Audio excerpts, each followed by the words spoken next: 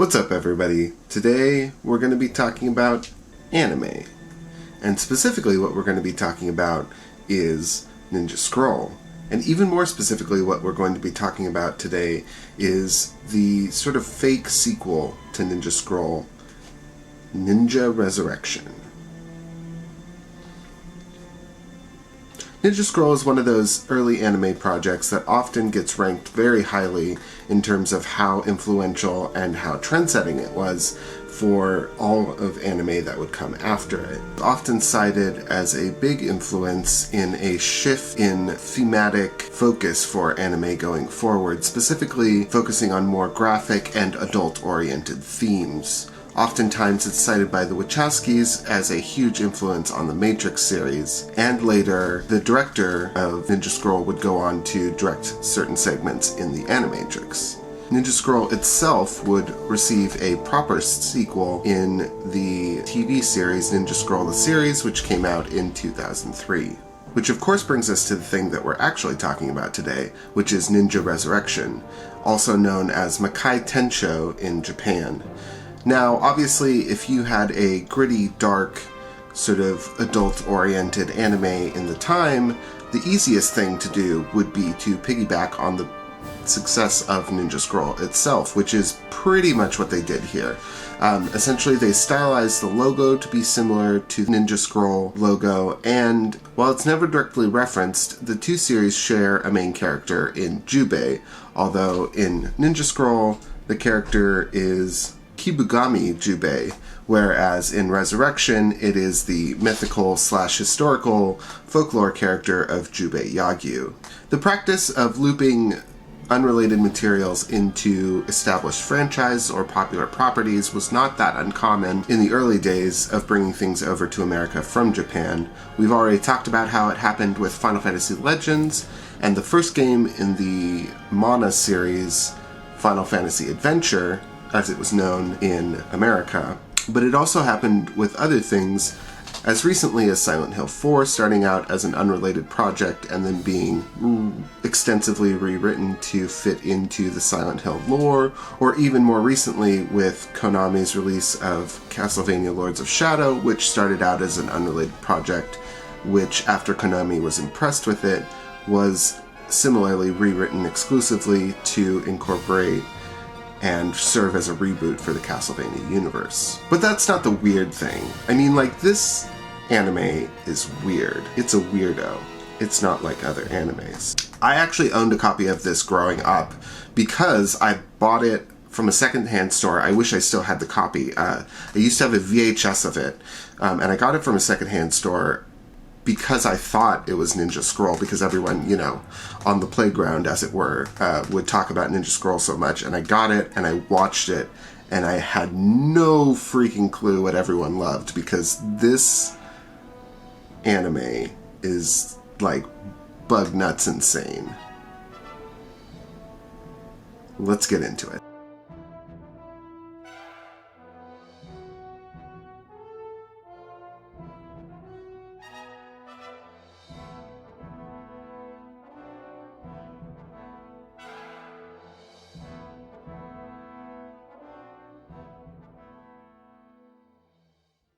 We open first with a little bit of historical context, starting with the Battle of Sekigahara between the Toyotomi and the Tokugawa shogunate, essentially the two major powers left in feudal Japan. Though the Tokugawa forces were outnumbered by the Toyotomi, Ieyasu Tokugawa ended up the victor in the end. We are also told that Yukinaga Konishi, a Christian lord, was there at the battle on the side of the Toyotomi, and because of his Christian beliefs, he did not commit suicide and was captured and executed. A few of Yukinawa's loyal retainers escaped the battle, namely Soikan Mori, and waited for the inevitable to come. After the battle, the Tokugawa established a shogunate and successfully united Japan under one rule.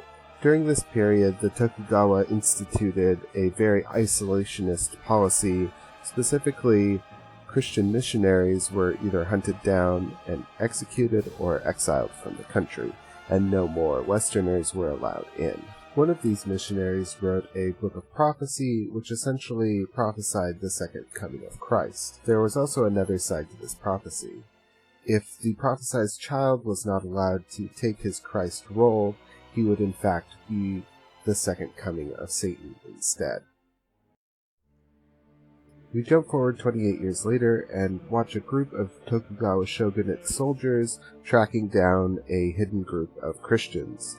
The soldiers smash a statue of the Virgin Mary, as well as shooting a little kid. The soldiers run off to report to their commander, and the kid's childhood friend runs up to mourn over his death. Shiro, wake up! Shiro! Please, Shiro! Wake up! Shiro! Oh, Shiro! Wake up, please! Shiro! Except, and I literally can't believe that they actually did this in the anime, of course the child is not dead. The bullet was blocked by a cross. What a miracle. And as you might have guessed, this is our Christ reborn, Shiro Amakusa. Shiro is inspired to use his Jesus powers to rebuild the statue of Mary, which the gathered worshippers recognize as a miracle, while Suikan Mori snickers to himself in the background.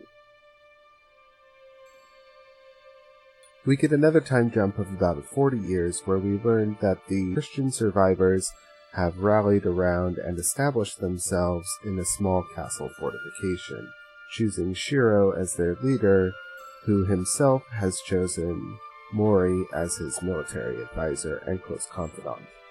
They're all living on borrowed time, however, as the Tokugawa shogunate dispatches a top general to take them out.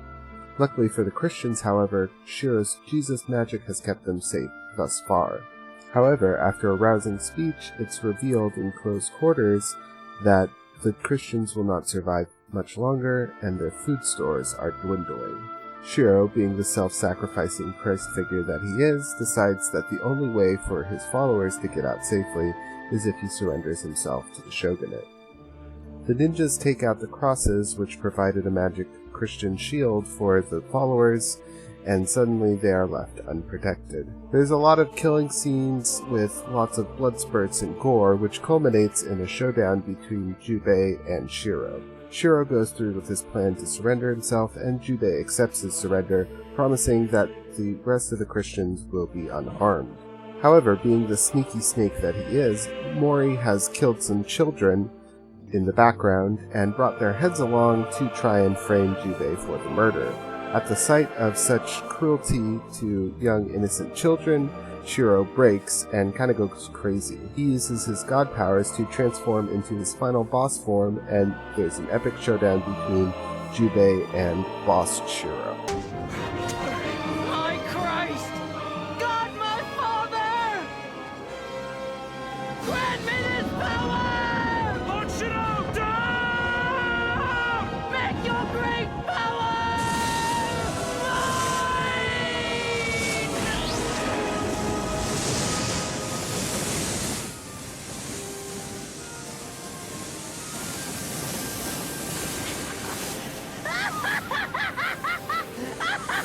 My Father has heard me and granted my prayer! My revenge!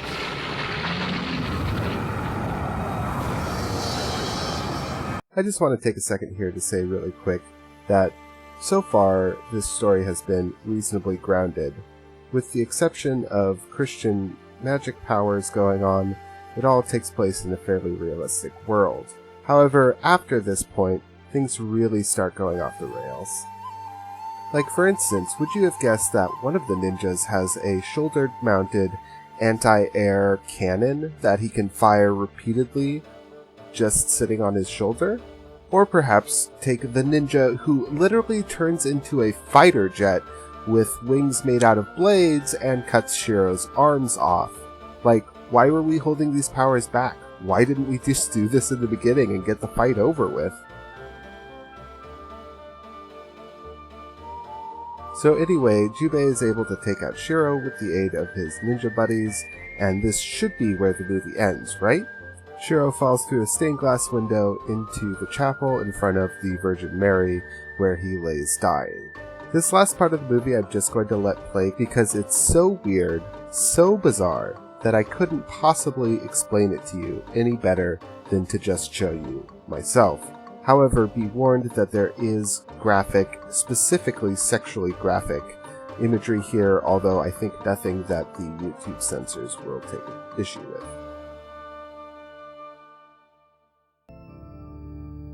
Ocho. If you wish to be reborn, you must become one with my daughter Ocho. This is a far stronger magic than your false god. This is Makai Tensho.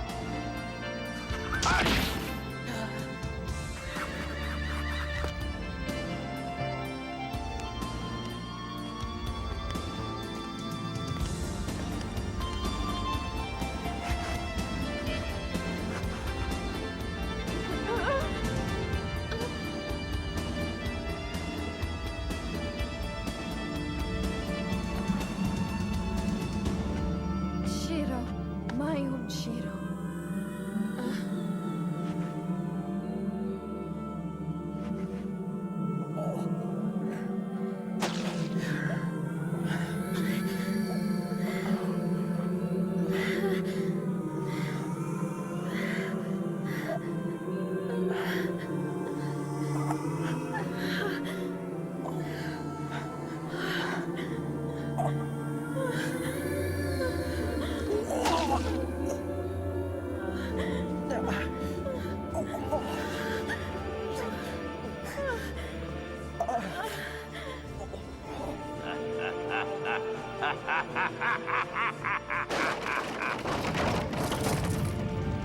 Shiro, from the flesh and blood of the victims of Shimabara, you shall be reborn. Return as Satan and thrust a sword from the depths of hell into the hearts of the Tokugawa and the rest of the uncaring world. Honestly, when I had this idea for a review on this OVA, I really only remembered the part at the end where Suiken Mori cuts off his finger and it pleasures his daughter. And that was kind of my impetus for revisiting the whole movie, because it's really weird and it comes kind of completely out of left field at the very end of the OVA. But in rewatch, I actually kind of love it. There's a lot of really interesting things that go on in this. Specifically, I am neither a scholar of Japanese history, nor would I necessarily consider myself even like a weeb, but I do spend a lot of time consuming Japanese media, and I've always kind of had a fascination with feudal era Japan, specifically around the Sengoku period. So I really like the setting of it. I think it's fun when you get these like sort of alternate history, historical period pieces. Hey everyone, Editing James here. I wanted to drop in a quick note, because while I was editing and putting together the voiceover for this video, I noticed something really interesting.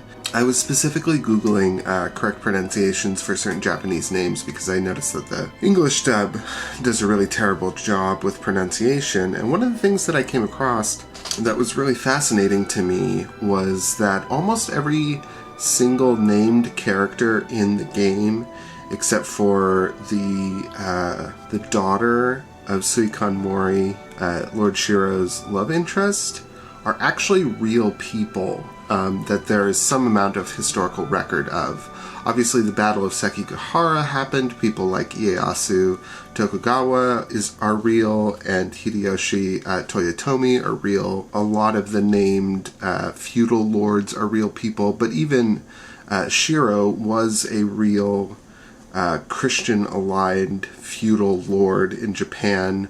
The guy that was killed in the beginning, that was Suiken Mori's lord, was also a real person who was Japanese. That bit about him running away and being cornered in the mountains and executed because he wouldn't commit suicide is all historically accurate. And the last part that I thought was really interesting is, while I couldn't actually find any text for it, the missionary who made the prophecies about Lord Shiro, while he's not named in the anime, is actually a real Christian missionary, of which there is record of him spending time in Japan, a guy named Francis Xavier. Now, when I looked up to try and find his prophecies, I could only find one book, like an Amazon preview, that mentions specifically Lord Shiro and the Monk's Book of Prophecies. I thought that was a really weird and interesting bit of like historical accuracy. So this anime is almost more like hews more closely to speculative fiction than actual like just fantasy nonsense, which I thought was really cool. That's it. I'll toss it back to video, James. But one of the things that I think is really interesting about this, specifically as a piece of media, is that it's a really good example of culture appropriation, but not through the lens of the Western world. I feel like a lot of times when we talk about cultural appropriation, we're talking about America or Western culture appropriating pieces of other cultures and sort of taking them wholesale without understanding the context of them.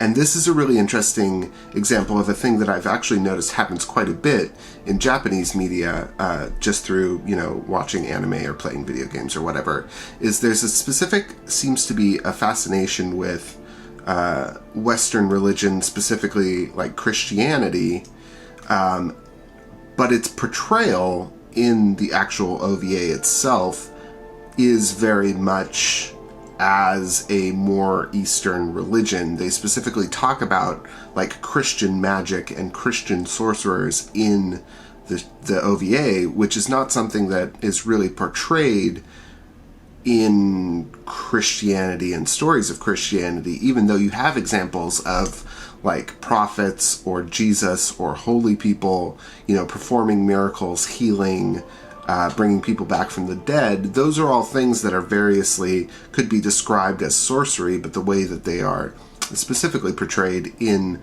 Christian stories aren't really framed that way. So I think this is really interesting. The other thing that I think is really funny about this is I only watched the first part. It's a 2-part OVA. I only watched the first part.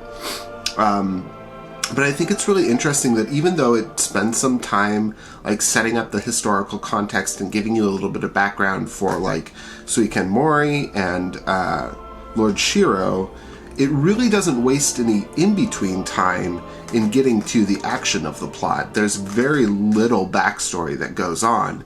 You get, what happened in the beginning, why Suiken Mori hates the Tokugawa shogunate.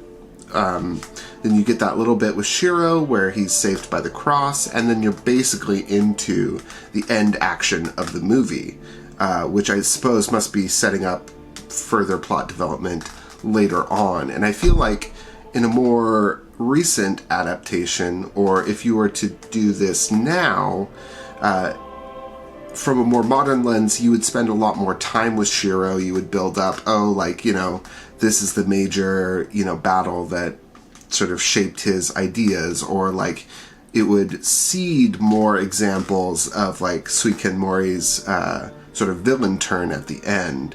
As it stands, we don't really get a sense of anybody as a character except for Suiken Mori is evil, Jubei is a government agent, but he's also sort of morally sound. Shiro is naive but good. Ninjas possess advanced technology from the future despite it being anachronistic. Things like that. I feel like in a different story they would be more spread out and seeded, but it is kind of cool that this OVA specifically asks you to basically just take it on its own merits and just experience the story that they want to tell. Now, obviously, since I haven't watched the second part, I don't know if they go back and do any of that background. I don't know if maybe the focus shifts to make Jubei more of a character than just like a guy that pops in the second half. But I thought that was a really interesting approach. So hopefully you've enjoyed this fun little journey into Ninja Resurrection. I honestly intended this mostly to be a funny thing where I make fun of it, and ended up really enjoying it on my second couple of watches through, even though I was watching it with the English dub, which is hilarious in its own way because it's an early English dub, and on top of that, the narrator and basically every voice actor obviously had no direction for how to pronounce Japanese names, so they just kind of smash all the syllables together and call it good.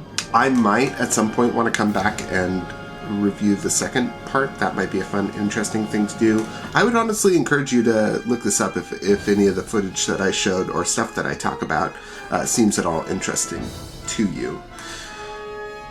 As always, if you liked what you saw here, please feel free to hit that like button, leave a comment, hit the subscribe button, ring the bell, do all the notification things. Have a great day. I hope you survive the summer. I love you all.